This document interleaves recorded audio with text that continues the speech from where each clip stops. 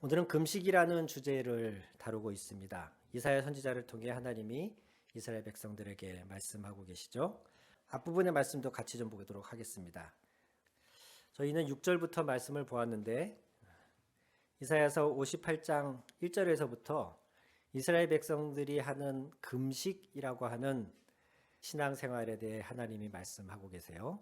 2절을 보겠습니다. 제가 읽어보겠습니다. 하나님이 이스라엘에게 하는 말씀이에요. 그들이 마치 공의를 행하고 하나님의 규례를 저버리지 않는 민족이나 되듯이 날마다 나를 찾으며 나의 길 알기를 좋아한다. 그들은 무엇이 공의로운 판단인가를 나에게 묻고 하나님께 가까이 나가기를 즐거워한다고 한다. 하나님이 보셨을 때의 이스라엘 백성들의 모습이 어떠하냐면 날마다 하나님을 찾고 우리는 하나님의 길을 알기를 좋아합니다 라고 하고 무엇이 공의로운 판단입니까? 라고 묻고 우리는 하나님께 가까이 나가기를 즐거워합니다 라고 하더라. 하나님의 귀에 이스라엘 백성들의 그런 말이 들린다 라고 하는 거예요. 그런데 하나님은 그들의 그 말이 단지 말뿐인 것에 대해서 지금 경고하고 계십니다. 너희가 말은 그렇게 하는데 58장 4절에 너희가 다투고 싸우면서 금식을 하는구나. 이렇게 못된 주먹질이나 하려고 금식을 하느냐? 너희 목소리를 저 높은 곳에 들리게 할 생각이 있다면 오늘과 같은 이런 금식을 해서는 안 된다. 5절 이것이 어찌 내가 기뻐하는 금식이겠느냐? 이것이 어찌 사람이 통회하며 괴로워하는 날이겠느냐? 머리를 갈대처럼 숙이고 굵은 배와 재를 깔고 앉는다고 해서 어찌 이것을 금식이라고 하겠으며 주님께서 너희를 기쁘게 반기실 날이라고 할 수 있겠느냐. 이렇게 되물으십니다. 지금 이스라엘 백성들의 겉모습은 5절의 표현대로 머리를 갈대처럼 숙이고 애도와 참회의 표현이죠. 머리를 푹 숙이고 머리를 길게 늘어뜨리고 굵은 배, 그래서 굵은 배라는 것은 거친 옷, 허름한 옷을 말합니다. 보통 금식은 애통함의 표현이나 회개의 표현으로 하는 것이거든요. 너무 기쁘고 너무 즐거워서 금식하지 않습니다.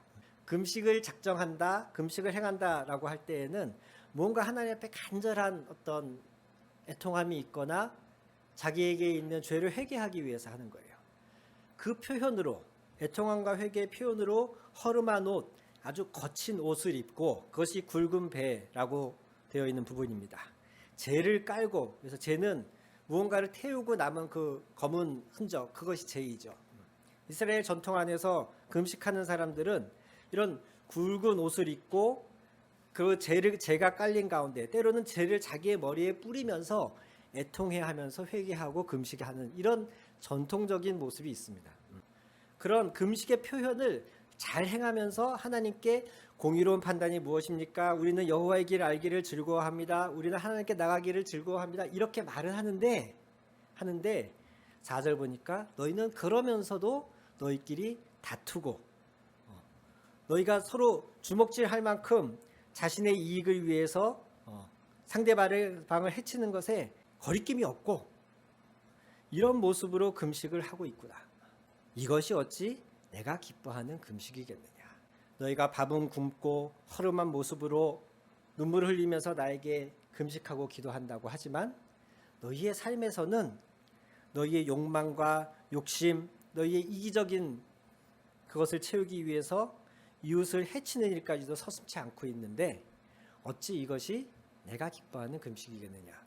하나님이 이렇게 경고하시는 거예요. 그러면서 내가 기뻐하는 금식은 이런 것이다 라고 말씀하시는 게 6절부터 시작되는 말씀입니다. 6절만 우리 다시 한번 읽어볼까요? 내가 기뻐하는 금식은 부당한 결박을 풀어주는 것, 멍에의 줄을 끌어주는 것, 압제받는 사람을 놓아주는 것, 모든 멍에를 꺾어버리는 것, 바로 이런 것들이 아니냐. 이 말씀이 어떤 식으로 좀 오역이 됐었냐면 6절만 이렇게 쏙 빼서 앞뒤 문맥을 고려하지 않고 하나님이 금식을 기뻐하신다. 내가 기뻐하는 금식은 이렇게 시작되잖아요. 그러니까 아, 금식은 하나님이 기뻐하시는 거네. 내가 기뻐하는 이란 요 말이 금식을 꾸며주고 있으니까 금식은 하나님이 기뻐하시는 것이다. 자, 그러면 금식은 하나님이 기뻐하시는 것이니까 우리가 금식을 하면 하고 그 뒤로 이어지는 거예요. 흉악의 결박이 풀어지고 멍에의 줄이 끌어지며 압제당하는 자들이 자유하게 된다. 금식은 하나님이 기뻐하시는 것이기 때문에 우리가 금식을 열심히 하면 멍에에 매였던 자, 흉악의 결박에 매였던 자들이 풀어지고 자유함을 누리게 된다. 이런 식으로 이 말씀이 이해되면서 그럼 결과가 어떻게 되겠습니까? 금식을 강조하는 쪽으로 가게 되죠. 금식해라. 금식은 하나님이 기뻐하신다. 금식하면 가난의 멍에, 어떤 질병의 멍에 뭐 이런 것들이 벗겨진다. 이러면서 금식 수련회가 막 이렇게 강조되고 했던 적이 있습니다. 이러한 해석은 앞뒤 문맥을 고려하지 않고 이 말씀의 주어와 서술어를 조금 이렇게 착각해서 빚어진 결과입니다. 우리가 앞에 1절에서 5절 사이의 내용을 보았잖아요. 이스라엘 백성들이 현재 하고 있는 이런 모습의 금식은 하나님이 기뻐하는 금식이 아니다. 종교적인 행위에는 열심이지만 그들의 삶에서는 불법과 부정이, 강탈과 약탈이 만연하고 있는 이런 류의 금식은 내가 기뻐하는 금식이 아니다. 그러면서 하나님이 내가 기뻐하는 금식은 이런 종류의 것이다 라고 설명해 주시는 거예요. 그게 곧 뭐냐면 머리를 풀고 굵은 배를 입고 재를 깔고 앉아있는 것보다도 흉악의 결박에 묶여있는 사람을 풀어주는 것, 그게 차라리 내가 기뻐하는 금식이다. 무언가 멍에에 매여서 자유롭지 못한 사람들을 자유케 해주는 것, 차라리 그것이 내가 기뻐하는 금식이다. 이게 하나님의 말씀인 거예요. 7절까지 이어서 본다면 줄인 자들에게 양식을 주는 것, 교회 와가지고 주여 주여 하면서 밥 굶고 12시 땡 되기를 기다렸다가 12시 땡 되는 순간 금식 끝났어 하고 막 야식 챙겨 먹는 이런 게 금식, 내가 기뻐하는 금식이 아니고 차라리 밖에 나가서 굶주린 자들에게 양식을 주는 것, 이것이야말로 내가 기뻐하는 금식이다. 오늘의 본문은 그렇게 이해되어져야 다른 해석이 되는 겁니다. 저희가 신앙이 좋다, 참 그 집사님, 그 권사님 참 신앙이 좋으셔 라고 말할 때에는 주로 어떤 모습에 근거해서 우리가 말을 합니까? 네. 일단 교회에 자주 많이 가는 분, 자주 많이 가는 분, 교회에서 뭔가 봉사나 활동에 열심인 분, 그리고 새벽기도나 철야기도 같을 때에 안 빠지고 열심히 가서 부르짖으면서 기도하시는 분, 그냥 조용히 기도하시는 분들 믿음 좋다, 잘 이렇게 말 안 해요. 어떤 분? 주여 삼창 크게 하시면서 간절하게 막 방언도 하시면서 하면 참 우리 그 권사님 너무 기도도 잘하시고 너무 믿음이 좋으셔. 우리가 보통 이렇게 말을 하죠. 네. 그게 절대 틀렸다거나 잘못됐다는 게 아닙니다. 네. 저는 그런 분들, 그렇게 부르짖는 무릎으로 기도하는 분들 덕에 저는 한국교회가 오늘 이만큼 왔다고 생각합니다. 그런데 오늘 우리가 이 말씀의 근거에서 본다면 그건 만 봐서는 안 된다는 겁니다. 우리가 믿음이 좋다, 참 신실한 크리스찬이다라고 말할 때에는 교회 안에서의 모습으로만 판단해서는 안 됩니다. 요즘 넷플릭스나 이런 여러 미디어에서 기독교에 대한 묘사가 부정적으로 많이 나오는 것을 보게 됩니다. 수리남이라고 하는 근래에 개봉했던 한 넷플릭스 영화에선 한 마약 장사가 자신의 신분을 위장하기 위해서 신분 세탁용으로 선택한 직업이 목사로 나옵니다. 오징어 게임이라고 하는 드라마에서는 거기 244번 참가자가 목사입니다. 처음에는 목사라고 밝히지도 않아요. 근데 점점 이제 진행이 되면서 목사인 게 드러나는데 그 사람은 똑같이 자기도 그 거액의 상금을 노리고 그 게임에 참가했으면서도 자기를 제외한 다른 사람들을 막 죄인이라고 정죄합니다. 그리고 그 안에서 자기가 불리한 상황이 되자 자신이 살아남기 위해서 다른 사람들을 희생시키는 그런 모습까지 보여주고 급기야는 자신만 좀 살려달라고 하나님께 간절히 기도하는 모습을 보여줍니다.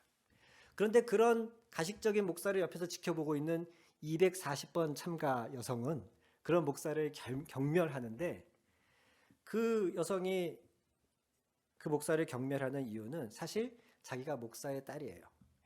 목사의 딸인데 자기 아버지가 어려서부터 자기와 자기 어머니를 그렇게 학대한 거예요. 그런데 학대하는 거에서 끝나지 않고 자기 어머니를 그렇게 때리고 학대하고서는 교회 가서 열심히 회개 기도하는 거예요. 이러한 이중적인 모습을 보면서 그 여성은 목사에 대한, 기독교에 대한 반감을 품고 있는 것으로 나옵니다. 그 드라마에서. 또 요즘 아주 히트하고 있다고 하는데 전 아직 보지 못했습니다. 한 학교 폭력을 다룬 드라마에서도, 송혜교 씨가 주연하고 있는 한 드라마에서도 그 학교 폭력 피해자인 주인공을 어렸을 때 그렇게 아무 이유도 없이 괴롭히던 여러 명 중에 한 명이 목사 딸로 설정이 되어 있어요. 그리고 그 목사 딸은 나중에 자기를 찾아온 그 주인공에게, 피해자에게 뭐라고 말하냐면, 나는 너한테 한 짓 다 회개하고 용서받고 구원받았어. 이렇게 얘기를 합니다. 좀 기분이 매우 안 좋고요. 속상하고 한편으로는 화도 나고, 모든 교회나 기독교인들이 다 저러지 않는데 라고 하는 생각에 억울한 마음도 있습니다. 사실 속이 되게 불편합니다. 근데 그럼에도 제가 뭘 느끼냐면, 만약에 그 드라마나 영화에서 묘사된 기독교의 모습이 실제 한국 교회의 모습과 매우 달랐다면, 실제 한국 교회는 그러지 않는데 유독 영화나 드라마에서 그렇게 부정적으로 묘사했다면 사람들이 그걸 보고 전반적으로 불편해하겠죠. 그런데 오히려 적지 않은 사람들이 그 기독교에 대한 부정적인 묘사를 보면서 공감을 하거나 통쾌해 한다는 거예요. 이 지점이 오늘날 우리가 고민해 봐야 할 지점이라고 생각을 합니다. 우리는 알잖아요. 사실 기독교가 보이지 않는 곳에서 얼마나 좋은 일을 많이 하는지 모릅니다. 대외적인 이미지상으로는 캐톨릭이 굉장히 사회봉사나 구제나 이런 활동을 많이 하는 것으로 보이는데, 물론 많이 합니다만은 총량으로 따졌을 때 개신교가 훨씬 많이 합니다. 이런 사실을 아는 사람들은 굉장히 현 세태가 불편하고 속상한데, 근데 그럼에도 불구하고 매스컴에서 비춰지는 이러한 기독교의 모습에 대해서 우리는 절대 아니야 라고 말할 수는 없는 현실 때문에 고민스러운 거예요. 신앙이 좋은 게 무엇입니까? 믿음이 좋은 게 무엇입니까? 또 오늘 이 성경의 표현을 하면 하나님이 그렇게 말씀하시잖아요. 금식이라고 다 금식이 아니다. 내가 기뻐하는 금식이 있다. 내가 기뻐하는 금식은 단지 외형적으로 어떤 종교의 행위로서의 금식만이 아니라 나가서 연약한 자들을 돕고 굶주린 자들을 먹이고 억울하게 결박당하고 멍에 매여 있는 사람들에게 해방과 자유를 주는 것, 이러한 삶의 영역에서의 활동이 포함되어 있는 금식, 교회의 생활과 우리의 일상에서의 생활이 균형을 이루고 있는 그러한 금식이 진정한 내가 기뻐하는 금식이다. 이게 하나님의 말씀이거든요.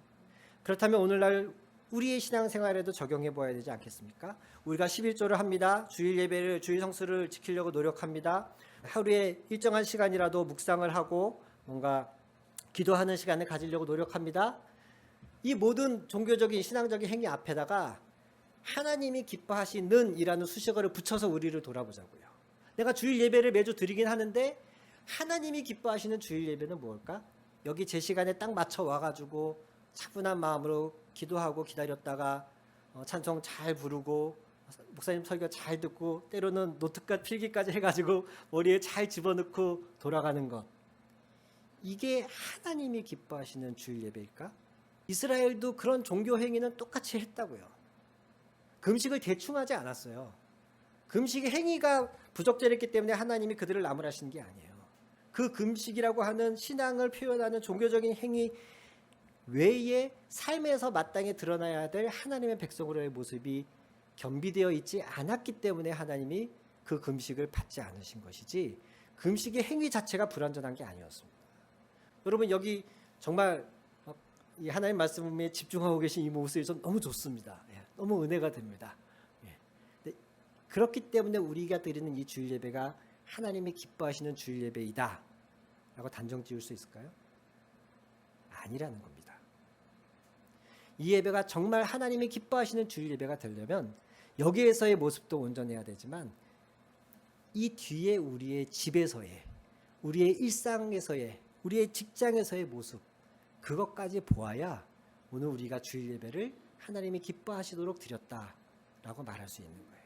우리가 드리는 11조가 온전한 11조, 하나님 기뻐하시는 11조가 되려고 한다면 막 계산기 두드려가지고 막 1원에 몇 점까지 놓치지 않으려고 애쓰는 그런 모습으로 드린 게 온전한 11조가 아니고, 나머지 10의 구조의 돈을 가지고서 내가 무엇을 하느냐.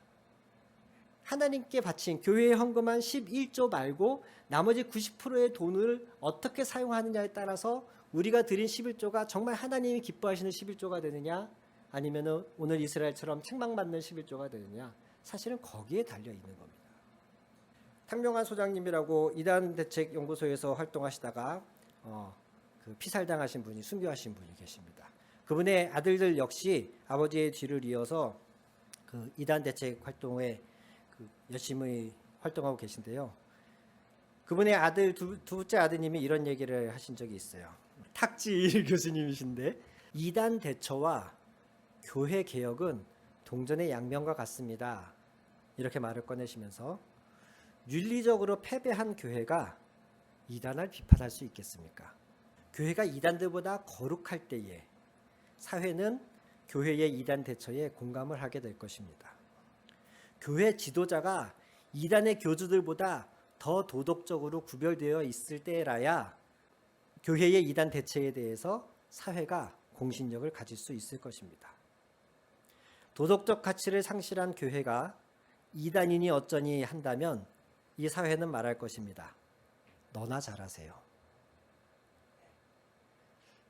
새로운 관점이었어요, 저한테. 이단 대처와 교회의 개혁은 동전의 양면과 같습니다. 교회가 건강해지는 것과 이단 대처, 그것이 뭐 그렇게 면밀한 관계가 있을까 생각했는데 이분의 이 글을 보고 나서 저도 생각에 많이 도전을 받았어요.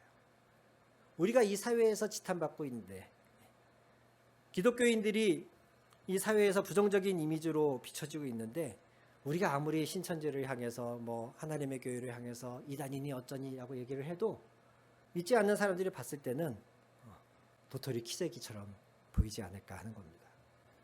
이제 우리의 믿음이, 우리의 다양한 신앙생활이 하나님이 기뻐하시는 것이 되기 위해서 교회에서의 모습, 교회에서의 나의 헌신, 우리가 신앙생활이라고 정의해 놓은 그 카테고리 안에서의 열심만이 아니라 우리의 하루 24시간을 가정과 일터와 친구들과의 이런 교제의 모든 순간들을 좀 돌아보고 그 모든 상황과 환경 안에서 하나님이 기뻐하시는 하나님의 자녀가 될 수 있도록 이제는 우리의 관점이 옮겨가야 될 때가 된 줄로 믿습니다. 한 이중직 목사, 교회를 개척한 지 얼마 되지 않아서 경제적인 필요 때문에 직장 생활을 같이 겸하는 한 목사님이 쓴 책이 있었습니다. 신학을 공부하고 목회를 하다가 직장을 구하려니 마땅한 직장을 구하지 못해서 어려움을 겪다가 한 장로님이 사장님으로 계신 무슨 부품 공장에 그 장로님이 배려해 주셔서 취업을 하시게 됐대요. 한 5년간 일을 하셨고 사장님이 장로님이시다 보니 여러 가지로 배려해 주시고 도와주셨나 봐요. 그 장로님이 목사님은 잘 배려하고 도와주신 거죠. 기술도 없는 사람 채용해 주시고 잘 적응할 수 있도록, 또 다른 직원들보다 상대적으로 나이도 많은데 이제 신입사원으로 들어왔으니 얼마나 불편하겠습니까? 그런데 장로님이 사장이다 보니 많이 도움을 받으셨대요. 반면에 이 목사님이 이제 5년 정도 일을 하고 거기서 이제 퇴사를 나오시게 될 때에 기도하면서, 큰맘 먹고 기도하면서 그 사장 장로님께 건의를 했다고 합니다. 장로님, 야근 수당 제대로 주세요. 그리고 주말에 갑자기 막 불러내서 일 시키지 말아주세요. 그렇게 얘기를 하셨대요. 이 얘기는 뭐예요? 장로님이시라서 목사님에 대해서는 잘 배려해 주셨는데 그가 마땅히 사회인으로서, 그 기업의 사장으로서 너무나 상식적으로 해야 될 일들은 안 하고 있었다는 거예요. 근데 그게 우리 크리스찬의 사고 회로에 아무 이상 없이 그렇게 돌아간다는 겁니다. 교회에서 기도 열심히 하고 내가 사업해서 번 돈으로 헌금하고 목사님이 경제적으로 어려우셔서 뭐 일을 하셔야 된다면 우리 교회 아니 우리 업장에 취업을 시켜드려야지. 이렇게 교회에 대한 배려와 목사에 대한 배려와 신앙의 행위에 대한 열심은 있는데 사회적으로 자신에게 주어진 역할에 대해서는 그다지 정직하지도 그다지 성실하지도 그다지 배려 있게 하지도 않는 게 너무 하나도 이상하지 않게 우리가 변질되어 버린 것. 우리는 이제 여기서 좀 깨어나야 됩니다. 이제 우리가 하나님이 기뻐하시는 예배, 하나님이 기뻐하시는 신앙생활을 하려면 이웃에게 친절하게 하십시오. 여러분이 이웃을 잘 섬겨야 여기서 드리는 예배가 하나님이 기뻐하시는 예배가 됩니다. 여러분이 일을 하는 가운데에 마주치게 될 여러 사람들이 있을 텐데 그들을 가진 것으로 외모로 판단하지 마십시오. 좀 가난하다 그래서 업심여기지 마십시오. 그런 자세로 일을 할 때에 여러분이 드리는 헌금이 온전한 헌금이 하나님이 기뻐하시는 헌금이 될 겁니다. 세상 사람들이 쫓는 것처럼 부와 명예 거기에 연연하지 마시고 사람에 집중하시는 여러분 되시기 바랍니다. 한 영혼을 바라보실 수 있는 여러분 되시길 바랍니다. 우리의 일상의 태도가 이렇게 바뀌어야 우리가 이곳에서 드리는 찬양도 하나님이 기뻐하시는 찬양이 된다고 믿습니다. 이렇게 우리가 달라질 때에 이렇게 변화될 때에 하나님은 우리에게 놀라운 축복도 약속하고 계셔요. 우리 8절에서 9절 한번 보실까요? 그리하면 내 빛이 새벽 햇살처럼 비칠 것이며 내 상처가 빨리 나을 것이다. 내 의를 드러내실 분이 내 앞에 가실 것이며 주님의 영광이 내 뒤에서 호위할 것이다. 그때 네가 주님을 부르면 주님께서 응답하실 것이다. 네가 부르짖을 때에 주님께서 내가 여기에 있다 하고 대답하실 것이다. 아멘. 8절에 그리하면이 무엇에 이어진 말씀입니까? 열심히 금식해라. 그리하면 이렇게 될 것이다. 아니죠. 그 말씀이 아닙니다. 그런 상투적인 금식보다 나가서 갇힌 자를 자유케 하고 억울한 사람들의 그 억울함을 풀어주고 배고픈 자들을 먹이고 그리하면 너의 빛이 비칠 것이며 너의 상처가 나을 것이며 나의 의를 드러내실 분이 내가 지금 옳다고 잘하고 있다고 인정해 주실 그분이 나의 앞에 가실 것이며 주님의 영광은 내 뒤에서 호위하실 것이고 그 다음 9절에 놀랍게도 내가 주님 하고 부르면 하나님이 기다렸다는 듯이 내가 여기 있다 하고 응답해 주실 거라는 겁니다. 어떻게 하면요? 우리 일상에서 우리가 그리스도인답게 살면 성실하게 정직하게 사랑을 담아서 빛과 소금으로서의 삶을 살면 교회에서의 모습만 보고 하나님이 이런 축복을 주시는 게 아니라 이러한 삶이 병행되어질 때에 이런 놀라운 축복을 약속하고 계신 줄 믿습니다. 장로교단의 시조이신 존 칼빈 목사님도 그렇게 얘기했습니다. 우리가 행위로 칭의 받는 것은 아니지만 행위로 의롭다함 받는 것은 아니지만 행위 없이 칭의되는 것도 아니다. 구원은 믿음으로만 받습니다. 행위로 구원받지 않습니다. 그러나 행위 없이 구원받는 것도 아닙니다. 행위 없는 믿음은 죽은 믿음이기 때문에 그렇습니다. 오늘 저와 여러분이 교회에서의 모습과 일상에서의 모습이 함께 성숙하고 자라감으로써 함께 하나님의 영광을 드러내는 모습으로 변화되어 감으로써 약속된 영광도 누리시고 오늘날 많이 손상되어진 우리 교회에 대한 이미지 하나님의 영광의 먹칠을 하고 있는 우리의 모습도 이 사회에서 빨리 회복되기를 주님의 이름으로 축원합니다. 기도하시겠습니다.